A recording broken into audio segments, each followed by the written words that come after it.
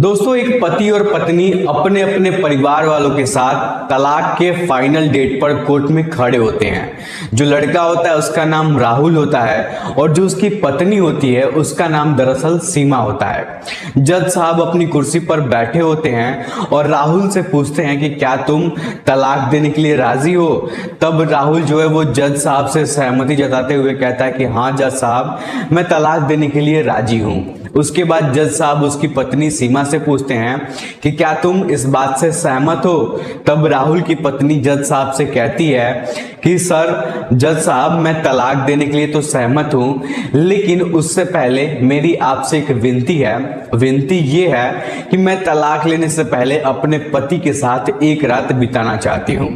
दोस्तों, सीमा की ये बात सुनकर जज साहब भड़क जाते हैं, बहुत ज्यादा गुस्से में जाते हैं। जज साहब सीमा से कहते हैं कि 4 सालों से तुम्हारे तलाक का जो केस है वो कोर्ट में चल रहा है और पिछली बार मैंने तुमको 6 महीने का समय दिया था ताकि तुम अच्छे से सोच सको, समझ सको कि तुमको तलाक देना है या नहीं देना है। मैंने तुमको ये भी कहा था कि अगर तुम अपना फैसला नहीं बताओगी तो जब नेक्स्ट टाइम तुम्हारी जब तारीख लगेगी तो जो मैं फैसला सुनाऊंगा उस फैसले पर तुमको अमल करना होगा। लेकिन दोस्तों, जो जज साहब थे वो भी एक इंसान थे और वो पति पत्नी के भावनाओं को समझ सकते थे, इसलिए वो चाहते थे कि शायद एक दिन अगर इन दोनों को दे दिया जाए तो हो सकता है कि इन दोनों की जिंदगी फिर से संवर जाए और दोनों एक साथ रहने लगे।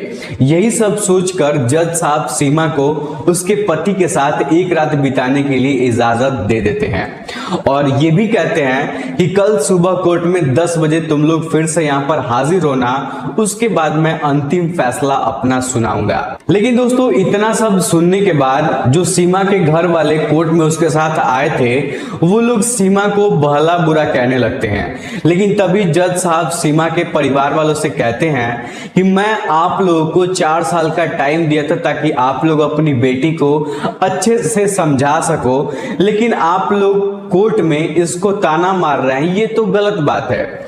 आप लोग को घर पे इसको समझाना चाहिए था। जब आप लोग घर पे नहीं समझा पाए तो यहाँ कोर्ट में समझाने का कोई मतलब नहीं है। अब जो भी फैसला होगा वो सीमा करेगी, उसको अपने पति के साथ रहना है या नहीं रहना है, क्योंकि सीमा को अपनी जिंदगी जीने का पूरा अधिकार है। जज साहब ये सारी बातें सुनकर सीमा के घर वालों को जब बोलते हैं, डांटते हैं, तो सीमा के घर वाले चुप हो जाते हैं और जज साहब की सहमति में अपनी सहमति जताते हैं। उसके बाद सीमा और उसके पति दोनों कोर्ट से बाहर आ जाते हैं। दोनों बाहर आने के बाद सीमा अपने राहुल यानी कि अपने पति राहुल से कहती है कि तुम मेरे साथ एक रात बिताना चाहो या ना चाहो, लेकिन ये कोर्ट का आदेश है तो तुम्हें मेरे साथ एक रात बिताना ही पड़ेगा। दोस्तों, जो राहुल था उसका पति वो कहता है कि ठीक है, मुझे कोई प्रॉब्लम नहीं है, वो उसको मना नहीं कर पाता है। उसके बाद जो सीमा है वो राहुल से कहती है कि आज की जो रात है वो हम दोनों घर पे नहीं बिताएंगे बल्कि हम लोग होटल के एक रूम में बिताएंगे। उसके बाद जो सीमा है वो राहुल से कहती है कि मैं तुम्हें एक पता बता दूंगी और तुम वहां पर आ जाना और मैं फोन करके बता दूंगी कि तुमको कितने बजे वहां पे आना है। उसके बाद दोस्तों, सीमा जो है वो एक होटल का रूम बुक करती है और रूम बुक करने के बाद राहुल को फोन करती है और कहती है कि ठीक 7 बजे तुम होटल पर पहुंच जाना। इतना बोलने के बाद फोन रख देती है और जैसे ही शाम के 7 बजते हैं राहुल को भी सीमा से मिलने का बहुत ज्यादा मन हो रहा था, तो राहुल ज्यादा समय ना बिताते हुए ठीक 7 बजे के आसपास वो उस होटल पर पहुंच जाता है।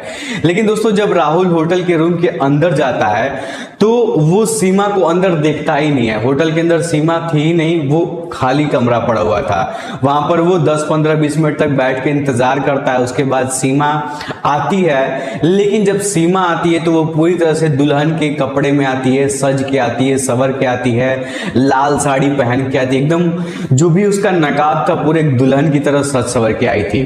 लेकिन जो राहुल था वो सीमा को देखकर कुछ भी मतलब रिएक्ट नहीं करता है। ऐसा लग रहा था जैसे सीमा को देखकर वो बिल्कुल भी खुश नहीं था। उसके बाद सीमा जो थी वो राहुल के करीब जाती है और बेड पे उसके साथ बैठती है और बैठकर उससे पूछती है कि क्या तुम ठीक हो। राहुल उसकी बातों का जवाब नहीं देता है। फिर थोड़े और करीब जाके सीमा उससे बातचीत करने की कोशिश करती है और उसके कान में धीरे से कहती है कि आज की रात सिर्फ तुम्हारे लिए मैं यहाँ पर आई हूं, जो तुम्हारा मन करे तुम मेरे साथ कर सकते हो, मैं तुम्हें कभी भी किसी भी चीज के लिए मना नहीं करूंगी।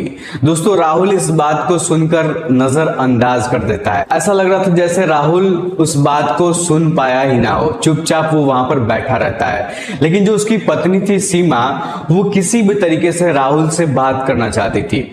वो एक अलग ही मूड में थी, साफ भाषा में कहा जाए तो वो एक रोमांटिक मूड में थी।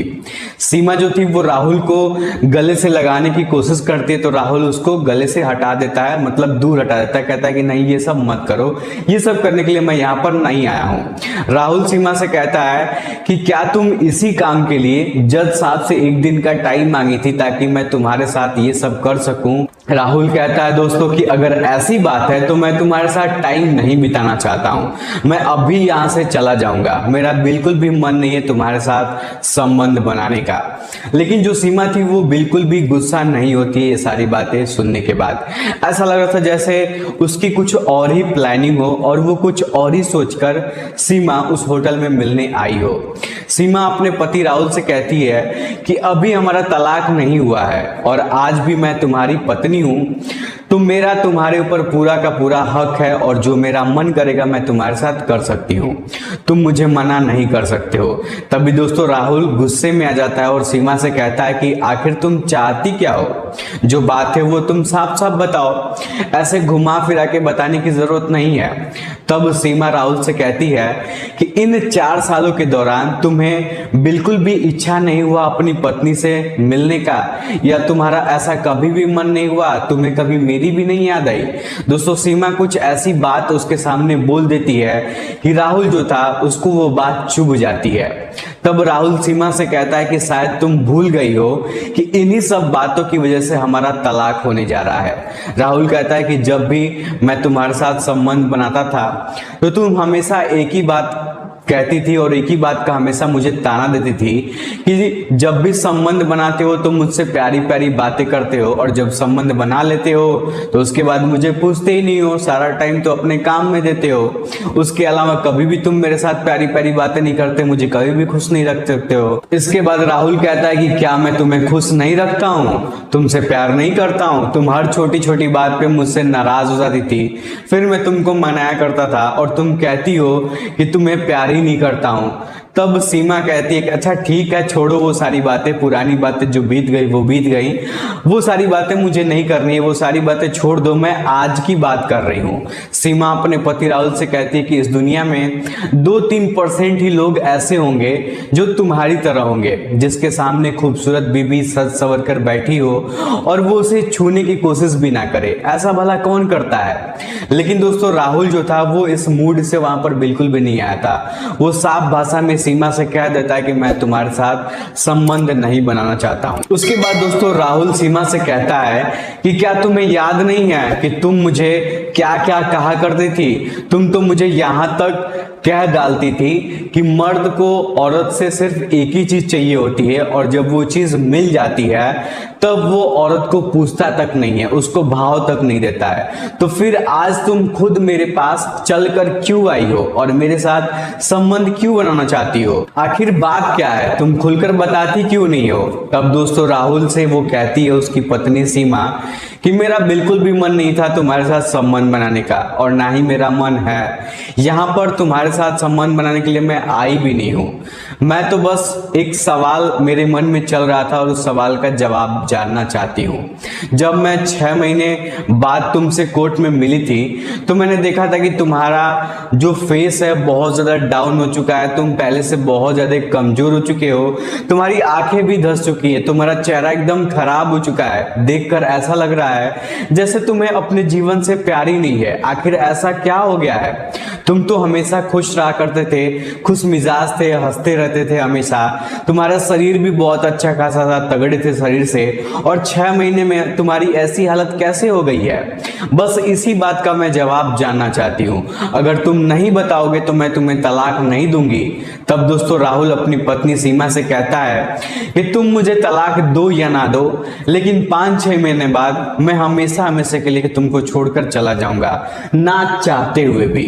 सीमा कहती है कि मुझे कुछ समझ में नहीं आया, थोड़ा सा खुलकर बताओ आखिर बात क्या है। अगर तुम मुझसे थोड़ा भी प्यार करते हो या फिर प्यार किया करते हो या फिर तुम मेरी थोड़ी सी भी फिक्र करते हो तो तुम मुझे बताओ कि तुम्हारे साथ क्या हुआ है। दोस्तों सीमा की ये बात सुनकर राहुल जो है वो पूरी तरह से टूट जाता है और उसके आंखों से आंसू आने लगते हैं।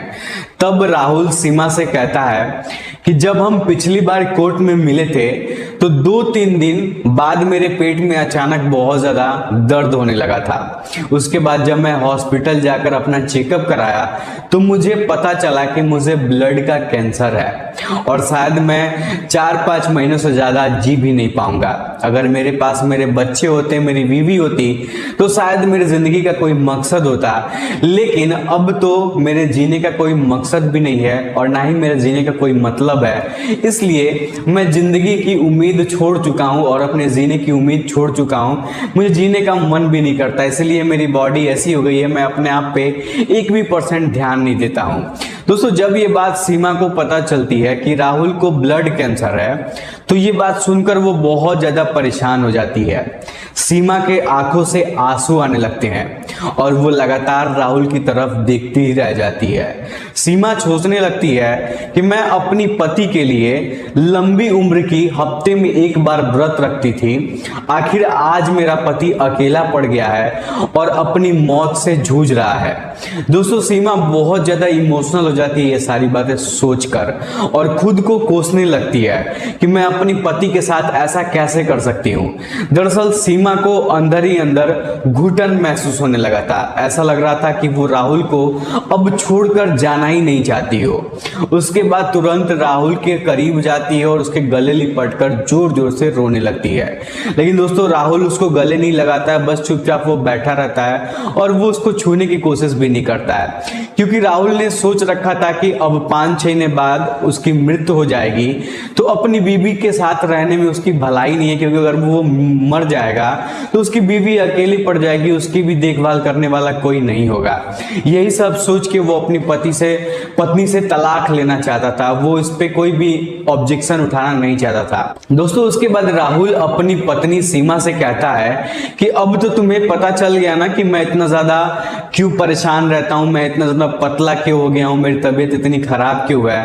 तुम मुझसे पूछी हो, मैंने तुम्हें सारी बातें बता दिया, क्या अब मैं यहां से जा सकता हूं? तब सीमा कहती है कि नहीं अभी नहीं, तुम सुबह के 6 बजे तक मेरे साथ यहाँ पर रहोगे और ये मेरा नहीं है, हमारे जज साहब का ऑर्डर है। उसके बाद हम लोग 10 बजे कोर्ट में फिर से जाएंगे अपना बयान देने। दोस्तों सीमा राहुल से फिर से एक बार कहती है कि तुम्हारे पास एक मौका और है, तुम चाहो तो मेरे साथ कर सकते हो, तुम्हें कुछ नहीं बोलूंगी। यानी कि साफ भाषा में कहा जाए तो वो फिजिकली होने की बात कर रही थी। लेकिन दोस्तों जो राहुल था उसका मूड बहुत ज्यादा खराब था, वो साफ मना कर देता है और कहता है कि नहीं, मैं तुम्हारे साथ ये सब करने के लिए यहाँ पर नहीं आया था। उसके बाद दोनों बेड पर लेट के और सो जाते हैं और अपने अपने अतीत की सारी बातें याद करने लगते हैं, जो दोनों एक दूसरे के साथ समय बिताए थे, जो अच्छे मूवमेंट होते हैं, जो एक दूसरे के बीच में लड़ाई झगड़ा किए थे, वो छोटी छोटी बातें वो लोग सोच के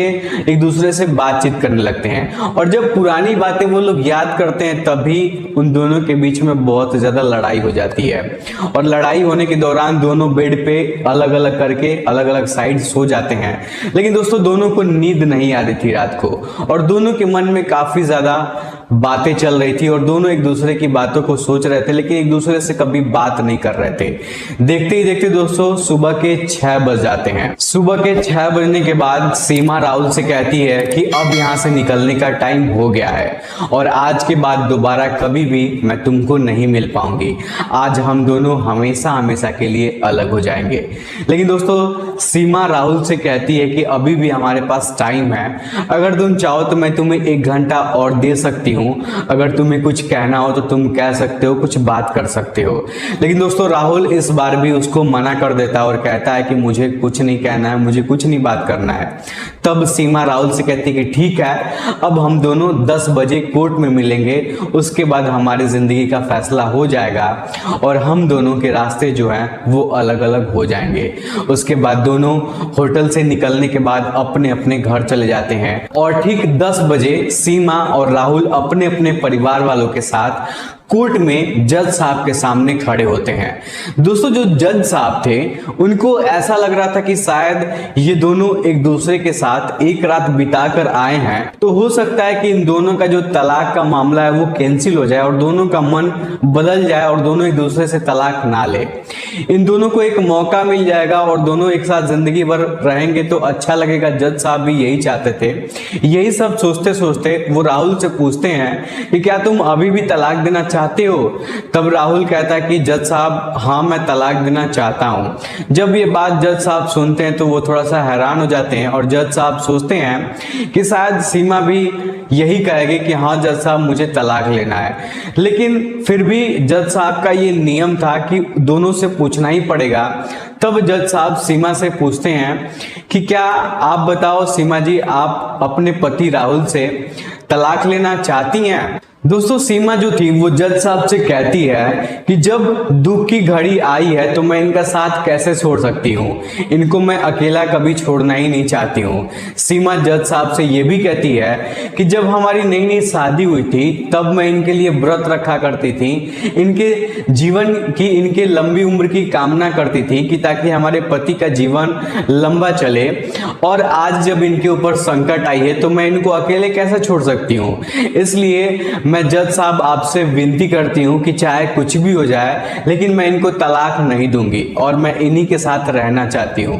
तब जब जज साहब जो थे वो सीमा से पूछते कि आखिर ऐसी क्या बात है, ऐसी कौन सी बीमारी है जो तुम अपना इतना बड़ा फैसला बदलना चाहती हो।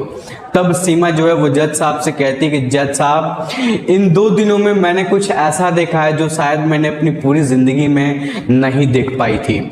वो कहती है कि मेरे पति को ब्लड कैंसर है और इस दुख की घड़ी में मैं अपने पति का साथ देना चाहती हूँ। जब ये बात कोर्ट में जज साहब को पता चलती है और लड़की के घर वालों को पता चलती है कि उसको ब्लड कैंसर है, तो लड़की के घर वाले सीमा को भला बुरा कहने लगते हैं और सीमा के ऊपर भड़क जाते हैं सब लोग। वो लोग कहते हैं कि जब तुम्हें पता है कि उसका ब्लड कैंसर हो गया है और 4-5 महीने बाद उसकी मौत हो जाएगी और वो जीवित ही नहीं रह पाएगा, तो तुम उसके साथ रहने के लिए क्यों परेशान हो। यहां तक कि सीमा के घर वाले कोर्ट में सीमा से ये भी कहते हैं कि हम लोग तुम्हारी शादी कहीं और करा देंगे, उससे अगर साथ रहोगी तो तुम्हारी जिंदगी बर्बाद हो जाएगी, तुम उससे शादी मत करो, हम लोग तुम्हारी शादी कहीं और करवा देंगे। लेकिन दोस्तों, जो सीमा थी वो अपने माता पिता को मना कर देती है और कहती है कि मैं राहुल के ही साथ रहना चाहती हूँ। अगर आज मैं राहुल के साथ उसके साथ घर नहीं गई तो जिंदगी में कभी भी मैं अपने आप को माफ नहीं कर पाऊंगी, हमेशा जिंदगी भर खुद को कोसती रह जाऊंगी।